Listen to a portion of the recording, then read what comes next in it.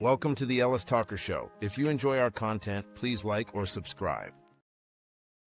Do you have construction needs? Maybe you want to do some things around the house, fix some things that you've been wanting to fix. Check out K&H Construction. Their local firm, Mr. Chris Helms, he'll take care of you and let him know DV LeBron sent you. Today, my very special guest is Mr. Greg Wilhelm. He is the current judge of the 504 District Court, which was created recently, I think in the last legislative session, and he was appointed by Greg Abbott to be on that court. How you doing, sir? I'm doing well, DV. It's great to see you. It's good to see you again. There's some people who may not know who you are. You know, I did have you on last time, and you are a judge, but go ahead and tell people more about you. Well, I was reared in the dirt of West Texas, and my father was a law enforcement. He was a deputy sheriff in far West Texas, and we bounced around when he changed jobs from that to the prison system. Ended up in East Texas and graduated high school in Palestine, Texas, and went on to the great Baylor University in Waco, Texas.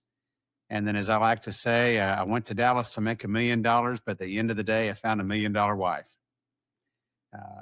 Nice. Monica and I celebrated 35 years of being married, and we're headed toward 70, and proud father of a daughter and a son and 3 granddaughters, which has just changed my life. I never realized what it was like to be a grandpa.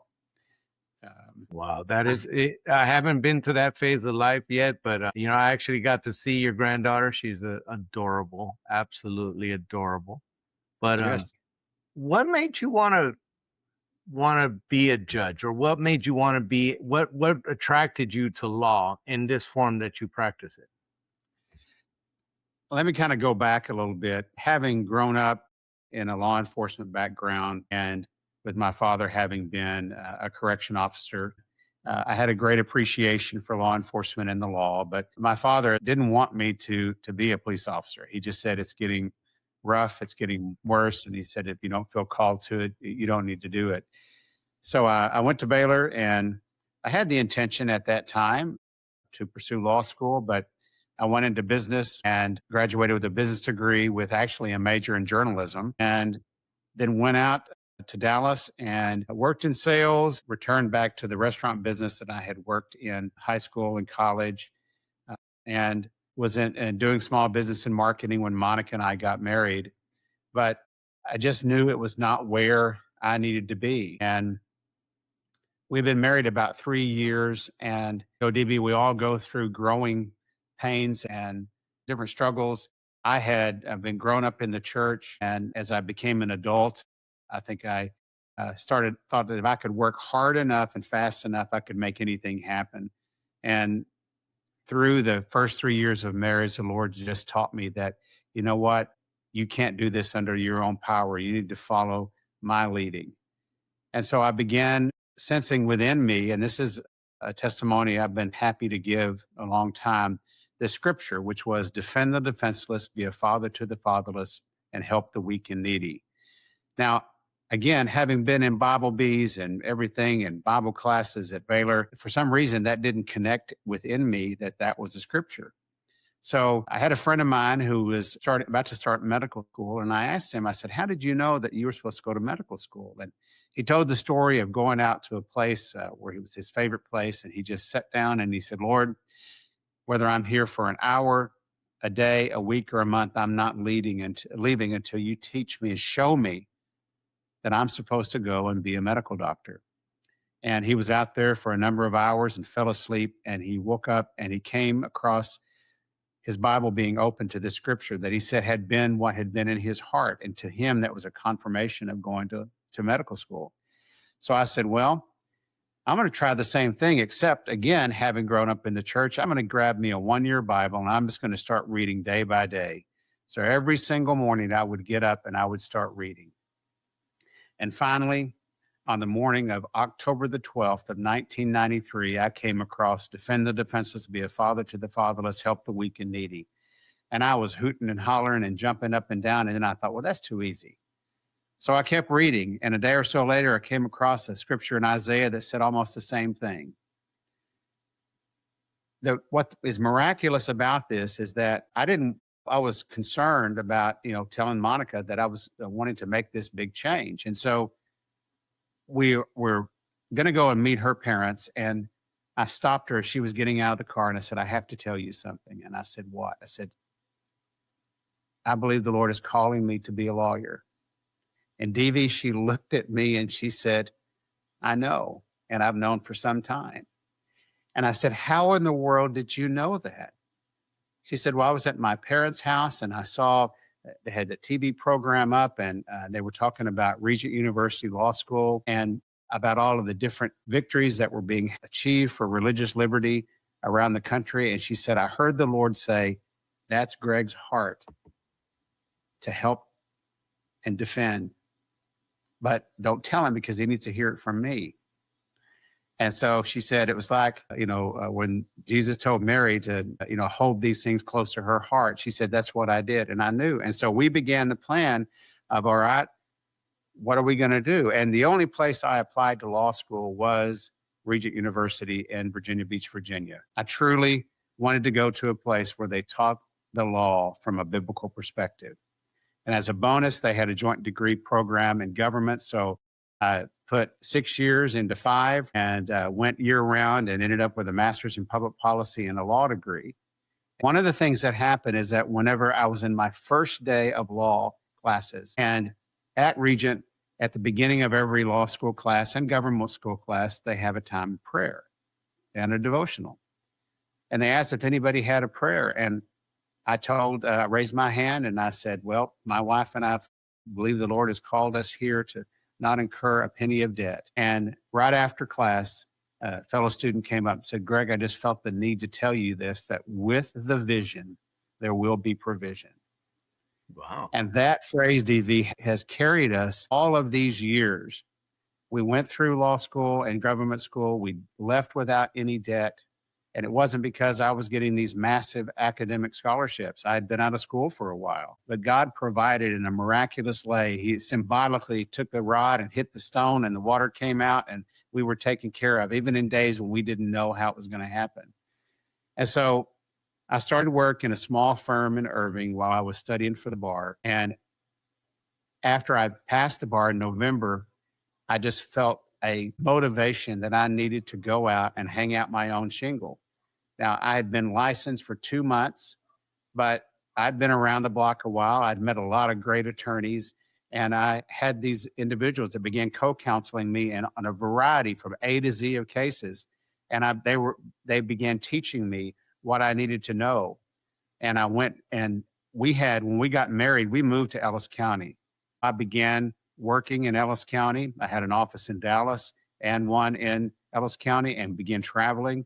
I began getting cases from the courts and everything from juvenile offenders to misdemeanor crimes to consulting on felony matters to getting my very first child abuse case. And at the day that I began that case, I heard in my mind, defend the defenseless, be a father to the fatherless, and help the weak and needy. And I knew that passion that was inside me just started growing. And doing that kind of court-appointed work didn't make a lot of money for a family, so I started doing business and probate and guardianship and complicated civil matters on the side in order to be able to throw myself into handling these child abuse cases, of which I became, in some respects, almost a go-to person when it came to the most horrific, horrible cases of child abuse, from broken bones to cigarette burns to other things that I won't repeat over the air. And I began focusing on there. And in many cases, when there was a state attorney that was there versus the DA, if I was representing the child and it was something I felt passionate about, I became that person who was leading the case. And from that, the court appointed me to be the head of a steering committee to form CASA of Ellis County, which is court-appointed special advocates, to train volunteers to be the voices of children who are in CPS cases. And headed up that steering committee. I helped to form the entity, and I was board president for 3 years. But also in the middle of that, DV, it wasn't just about representing children. It's representing parents, parents who were drug addicted, parents who had not been able to take care of their kids, and people who truly wanted to be parents. And so I fought for them to protect those parental rights and see how, in fact, that a parent could continue to have a relationship with that child. And I came up with this philosophy in regards to this, is that the very best place for a child in a case like this is with their parent, except when they can't be. And the next best place is for them to be with one of the parent's brothers or sisters or grandparents.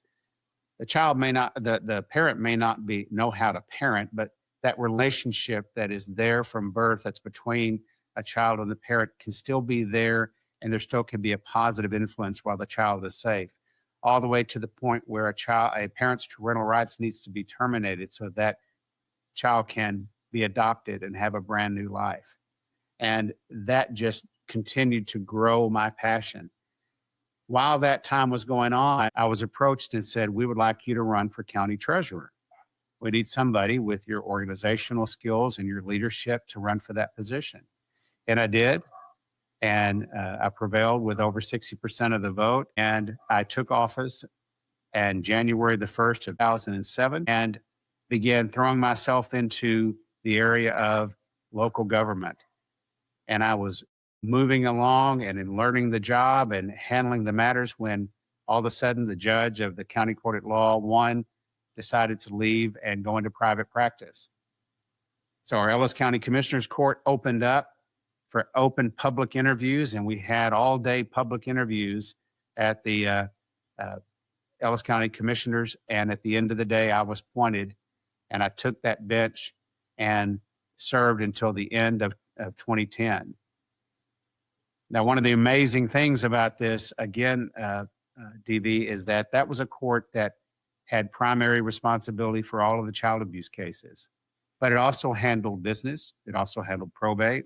It also handled guardianships, property matters, had concurrent jurisdiction with the district court in civil matters, had concurrent jurisdiction with the family court in regards to divorces. It's what it does now, handled mental health cases, family violence protective orders, evictions from JP, to whatever you could think of. It looks like you had a journey that was led, and Christ led it. That's what it sounds like. And that I can agree that is a beautiful thing with any journey. When Christ is leading, it's probably when my journey became best. That's right. So I definitely understand that. What would you say is your judicial philosophy? The best way that I describe it is that I am a Christian constitutional conservative. There is nothing in the scriptures that conflicts with what's going on in the law. Yes, we have the Old Testament, but we also have the New Testament, which is a fulfillment of many of those things within the Old Testament. But our Constitution, there was a study done, I believe, in the 90s with the University of Houston, where they found out that I believe it was over 95% of the Constitution can be pointed back toward some type of basis in Scripture. And so as I look at it, as I studied the law, and having the benefit of being able to study at a law school where we took those things, we looked at things through a biblical lens. That's how my philosophy is. But it is through that constitutional lens that I am dedicated on a daily basis to which I look at the law. And that is justice, that is fairness, that is equality, and then sometimes that is compassion, sometimes that is restitution, and sometimes that is the harshest form of punishment that is out there. One of the things that I have, Greg, that I have had an interesting time keeping is impartiality. It's something that I have to do for the show because the mission of the show is that important to me. But being impartial is a difficult thing because we all have opinions and we all have, different values and things that motivate us and move us. And so it is one of the biggest things that you have to have when you're a judge. So what does impartiality as a judge mean to you? DV, when you sit on that bench, a judge wears a black robe. And part of this symbolism in that is that it is impartiality. It's Lady Justice with a blindfold over her eyes. It's the scales that show a balance. It's not having favoritism toward the state. It's not having favoritism toward the defense. It's not having favoritism toward the community. Every one of the individuals who comes to court, whether it be in a civil matter, whether it be in a criminal matter, is a child of God. And they deserve to be treated with fairness and justice. And sometimes that is very hard. And sometimes there are times when it comes to that impartiality, you have to be able to make sure that you are speaking from the truth and from the truth of the case and not the truth from your own frustration. You cannot sit there and look at a defense attorney and start leaning toward trying to lead them to make arguments one way. You can't be leading the defendant or the state to lead them in order to argue another way that you want. You have to be an equal purveyor and supporter of the law. You have to make sure that the defendant is treated fairly, that the victim is treated fairly, that the state, that the defense counsel, that the jury, if there is one, and that the community, that is all treated with fairness and balance. And it is a discipline that you have to do daily. You can't start out with your first day being sworn in and have this idea of how it's going to be and never discipline that and exercise. Years ago, I had the great passion to go to the Olympics in the shot put. And I trained and I lifted and I threw and I trained and I lifted in that 4 acres that we were caretaking in Waxahachie. And I went to my first Olympic trial with the idea that I was going to go to the Olympics. Now, when I got there, I found out that there were a whole lot of Goliaths who were about twice the size of me. And I did not hit the mark of being able to make it past that first set of trials. But it was a matter of discipline that got me there. And that's what you have to do as a judge. You have to be disciplined. You have to continue to remind yourself. You continue to read the Constitution. You have to continue to read the court cases and those tantamount things of treatises that are out there. And that's the way that you do it. And at the end of the day, you have to keep, I believe for me, what I have to do is have to be disciplined in keeping my relationship with Christ and my family up front so that he can keep me balanced and he can keep me impartial. The law is black and white. Life is not. It's a thing. And especially when it comes to criminal law, there's a lot of you shall and will, and those words are definitive. And there's been events where judges, they turn the shall into maybes. How will you interpret, law, and how will you apply law when the situation is great, but the law is black and white?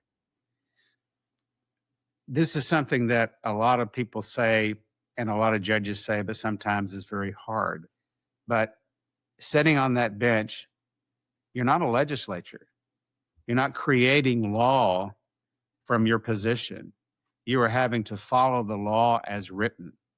And sometimes there are case law that is out there that influences that and directs it, and you have to follow that. But if you don't do that, the whole system begins to crumble. Now, there are times in regards to that law when it comes to sentencing, it comes to bonds, where there can be a way of compassion. If you see that the victim is amenable to having this individual out on bond while they're seeking trial, and you can place the bond and the bond conditions enough, that can be done. And when we have to, we can't keep people incarcerated for years without having them a chance to get before and be heard, because the same individual who commits the crime of armed robbery and is arrested could have been the same parents back in the 90s who were charged with truancy because they were homeschooling their kids. Some of those were threatened with being placed in jail. And so there comes a time that you have to look at the law and make sure that it's there. And I will tell you, one day I had a case in front of me. It was a pretty severe matter. And I made a ruling. And what the individual said is, well, judge, why are you making that ruling? It shouldn't be that way. The law shouldn't be that way. And I had to look at him and I said, counselor, if you want the law to change, you need to go to your state representative. You need to go down to Austin and change it, because I'm not changing it from here. No, that's definitely not a thing you should do from the bench. That's So right. since you meant, the way I understand it was the 504 is going to be treating felony cases really serious. You're going to see some of the ugliest of ugly. Not that you haven't already, but you're going to be seeing a lot of felonies. What is, in your opinion, what is the biggest problem facing us when it comes to felony cases in Ellis County? Well, first off, it's the volume. One of the reasons for the 504th being created was because as the population has increased, so has the crime. And you add to that the backup that began backlog back when COVID was occurring and cases were not being heard as quickly as they would have been otherwise. That adds a humongous strain on the system. And so, and I want to say something. When this court being created, it was created as a general jurisdiction court. It was not set into stone that the only thing this court could ever hear is going to be felony. That was an agreement between the judges to administratively that would be its primary focus, and that's what we're hearing now. Now, I will say that I already have at least 2 family law cases that are coming my way. I also have some civil cases that are coming my way. And that allows, in this situation, for us not to have to bring in a visiting judge to hear those things. And, back in the old days when there was the 40th District Court and then there was County Court at Law 1, you had all of these district matters handled by all criminal, civil, whatever it was, to the district court. Then as the county grew, we eventually had the 443rd that was created. Now, and we also had County Court at Law 2 and 3. But when the 443rd was originally created, it and the 40th split the docket 50-50. They each did half civil and they each did half criminal. And over time, an agreement came between the judges, and 443rd came primarily felony criminal, and 40th came primarily civil, but they weren't locked into that. But coming back to this court was created to help address those issues, to be able to handle those felony cases that are growing.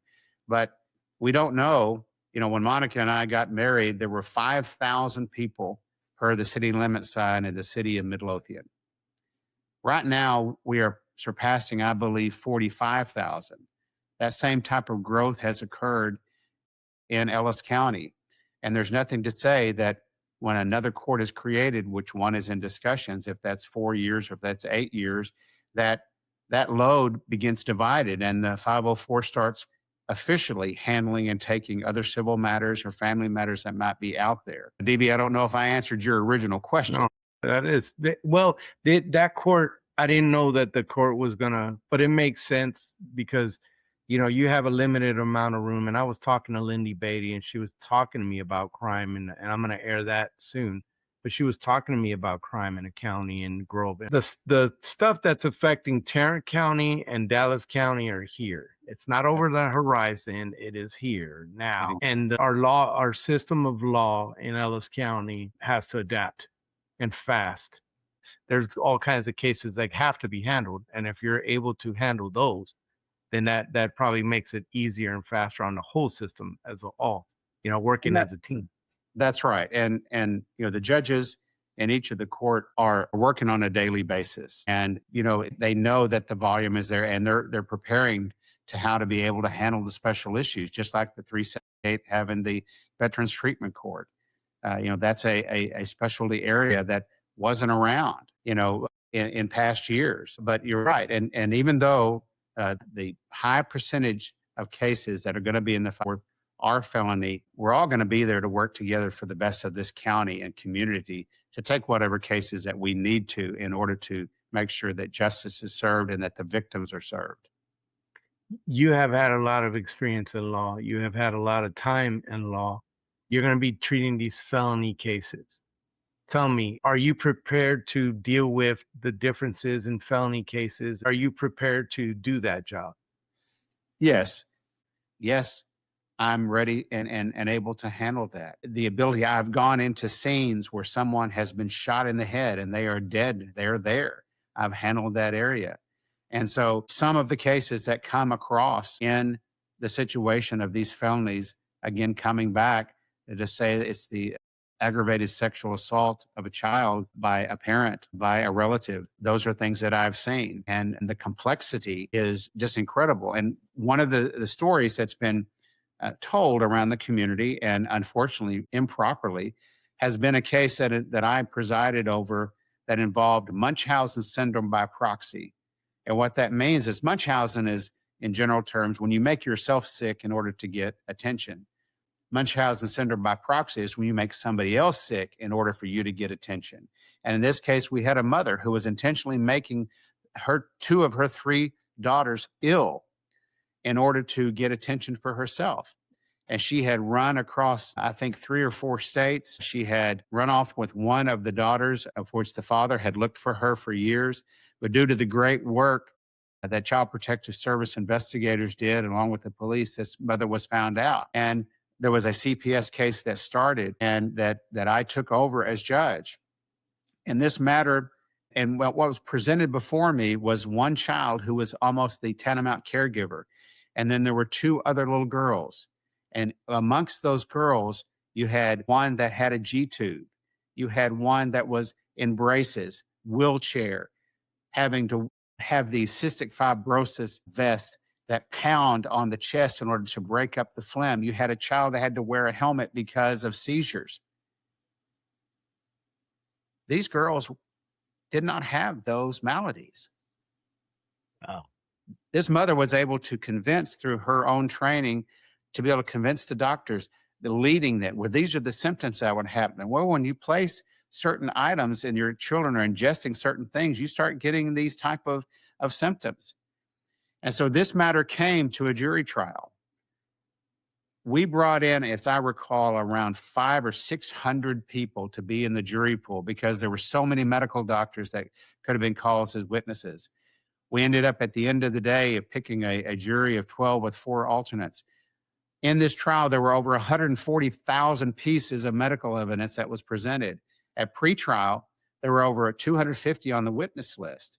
This was a 5-week jury trial that went all the way to the end. And at the end of the day, this mother's parental rights was terminated. And the jury, through that verdict, terminated her rights to all 3 children and awarded the one child that was designated as the caregiver back to her father who had been looking for her. But this is where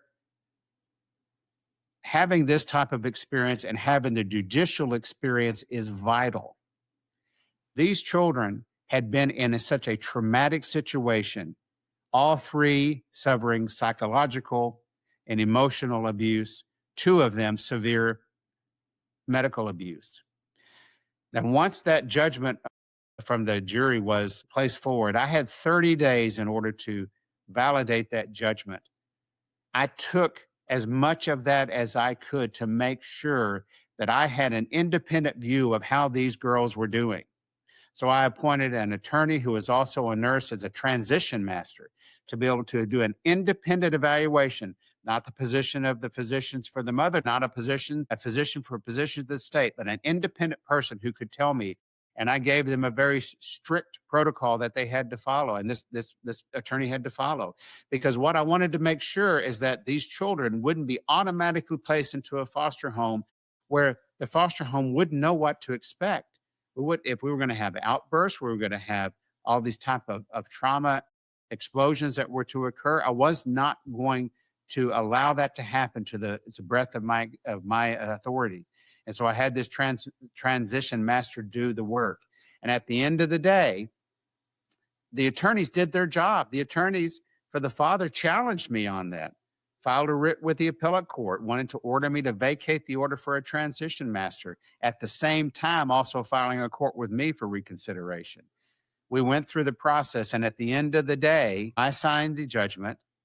The writ that was filed with the appellate court was dismissed, and this one child was able to go back with her father. The 2 other girls went into a very screened and vetted foster home. We made sure that there was going to continue to be communication between these three girls. But DV, again, here was where the hand of God was involved in this situation.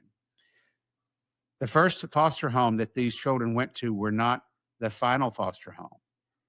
These two girls who had suffered such amazing and horrific abuse and neglect were placed into the home where the mother was a licensed professional counselor who had special training in Munchausen syndrome by proxy.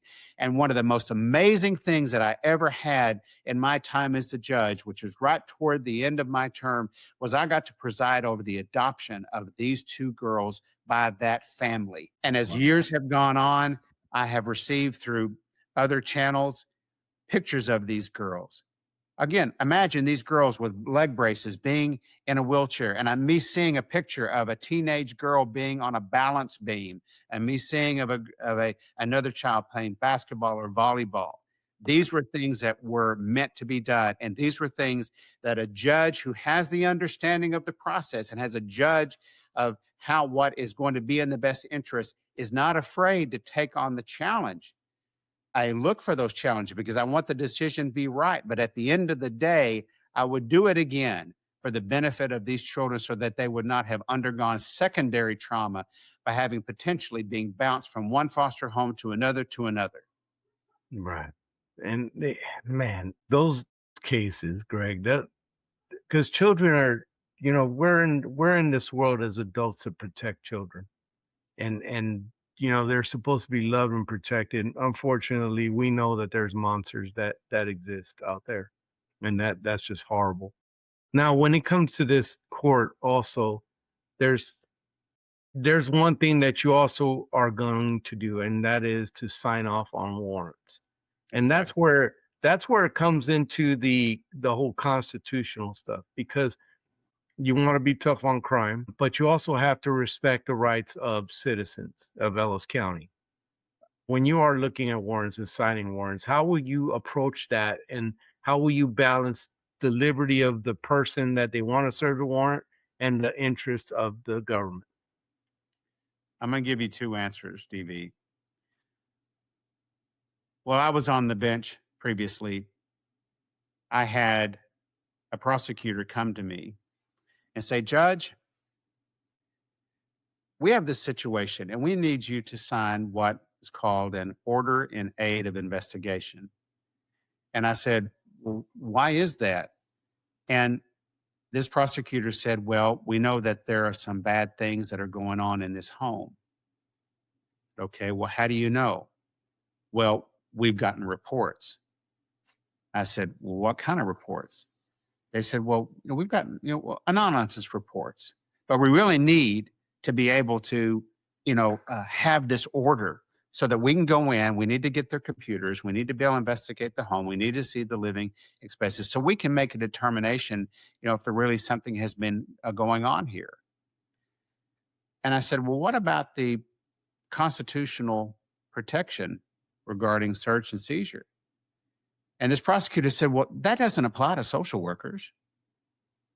And I said, "Well, if that's the case, I would recommend that you go down to the sheriff and have him hire a battalion of social workers so that he can go into these drug homes that are out in the middle of Italy and other Milford and in Waxahachie and in Midlothian and get that evidence because they're going to need." I denied that order right after she said, "But Judge, you don't realize these families are homeschoolers."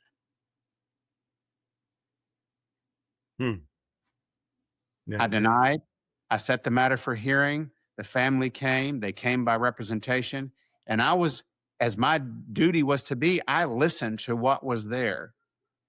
But at the end of the day, had I signed that order to allow social workers who have one of the hardest jobs in the world and the police officers to go into that home and take those computers and do those other type of things, I would have aided and abetted in the violation of the constitutional and parental rights of that homeschooling family. Yeah. That is the way I approach the warrants that came to me. When they would come, the drug task force would come to me at 2 a.m, needing to have something signed.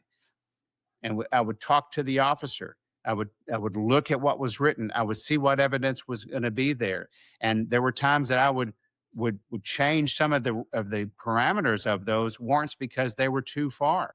And there was no ill intent there. There was a desire to try to catch somebody. But even with the worst individuals, there has to be a protection of rights. And this is a complicated theory that I talk about usually in smaller groups.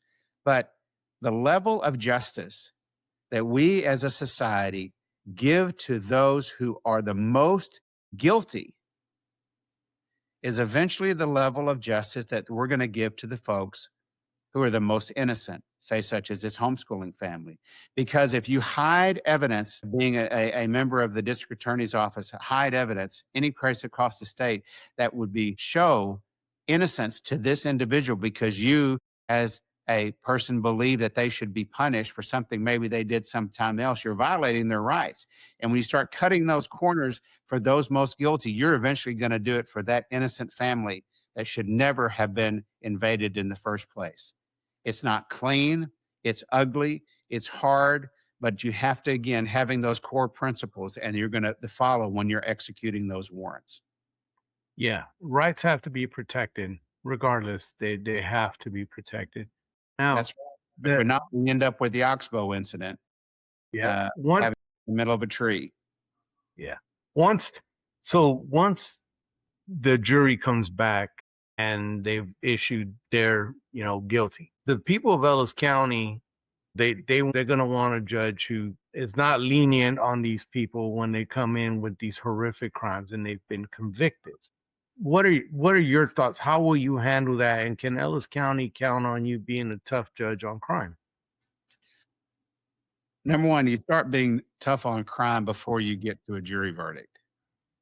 It becomes a pattern. It becomes a commitment. It becomes part of your whole philosophy. You make sure that you are, yes, there's time for compassion. Yes, there's some time for leniency.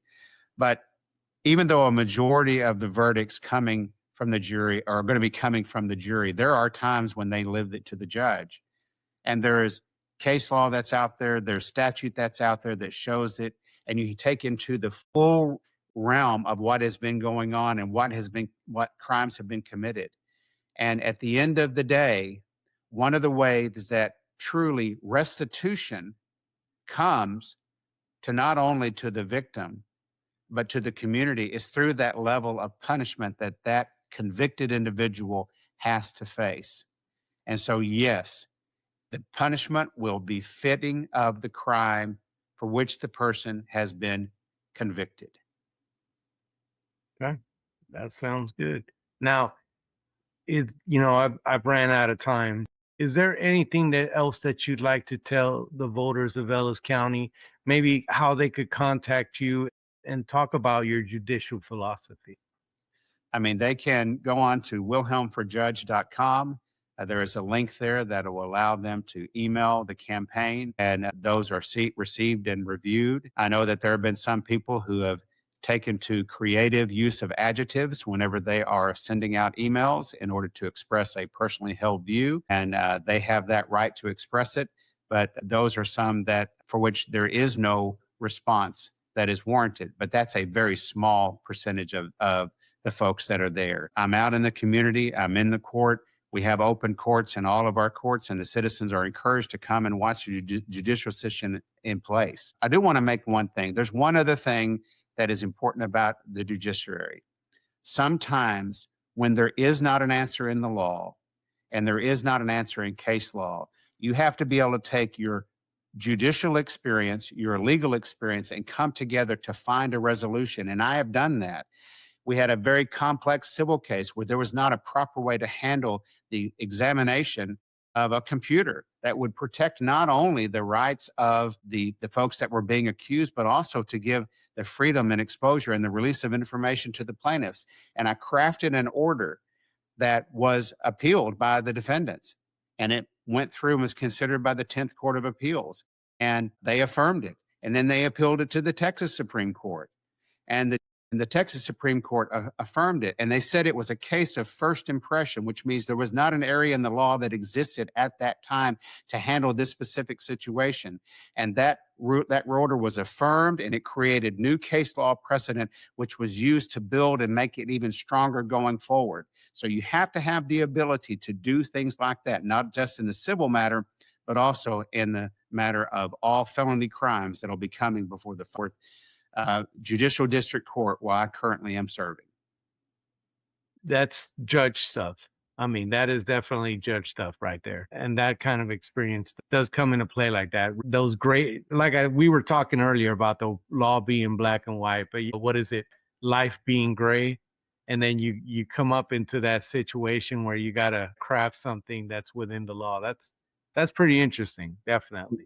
You have to have those constitutional guidelines in order to have and work your way through that gray area in order to find that the right decision is made and justice is served. Well, I do appreciate your time and you coming on the show. I tell all the candidates, thank you for wanting to serve your community, in this rough and tumble thing that could be Ellis County politics. And then, to serve on the criminal justice system, which is integral in this county. So thank you for wanting to serve. Can you stick around real quick after the show? Yes, and I would just ask you, as you go and you talk to these candidates, that you remind them that early voting starts February 17th. It goes to the 27th. And primary day is March 3rd, and every single vote counts. Be sure out there and exercise that right. We're a week out from voting.